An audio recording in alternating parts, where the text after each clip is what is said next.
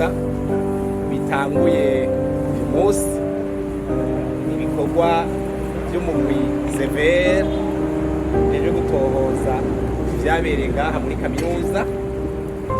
Ubu ni warongoye iyo ekipe ibikorera ngaha muri kaminuza y'u Burundi, araza kubashikiriza akantu gatoyi, hanyuma muce mugenda ku mirimo yanyu uko ibi bikorwa biratanguye kandi bizobandanya, kubera ahantu biyumvira yuko hashobora kuba hahambwa abantu ngaha ku kigo ca kaminuza.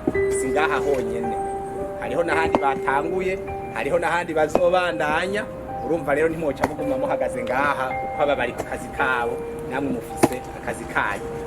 Reka rero ndamuha akajambo gatoyi, hanyuma nibaze muce mugenda ku mirimo ya misi yose. Jambo ni Rwanda. Mwaramutse neza. Jeni twabatungo na Aloise, ndi umwe mu bakomiseri 13 bagize umugwi wo kurondera no kunywanisha abarundi. Uwo mugwi rero ukaba ahanini ujeje kurondera ukuri ubwicanyi bwagiye buraba guhera mu mwaka w'1985 igihe abadagi bavuga ko bagiye muri Afurika y'igabangano gushika mu mwaka w'2008. Rero muri bimwe dukora turaba ahari ibinogo byatawemo abantu bagandagura. Uno munsi rero tukaba twaje ngaha kuko twumvise ko ngaha hari ibinogo byatawemo abanyeshuri biga ngaha mu myaka y'1995. Hari n'abanduganuka ko hano baragandagura bagatabwa muri binogo ngaha muri kaminuza y'ibira kabiri.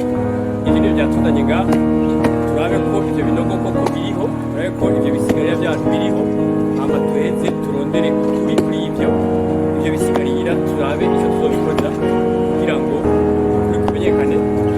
Hanyuma mwebwe muriko muragira ubucuruzi mudufasha na mwebwe ko muri kaminuza ni recherche, abashaka kuronka ibibazo baziduhe hama tubandanye akazi. Ni ngaha mubwo turafise n'izindi nkuru ahandi nkuko rekere yabwiye tugiye gukorera ngaha turondera ibi binogo kuko turondera n'ukuri ngaha bibasamaza kuko yabwiye, ariko kurondera namwe kumenya ni byiza. Twari tubashimiye, Imana ibaheze.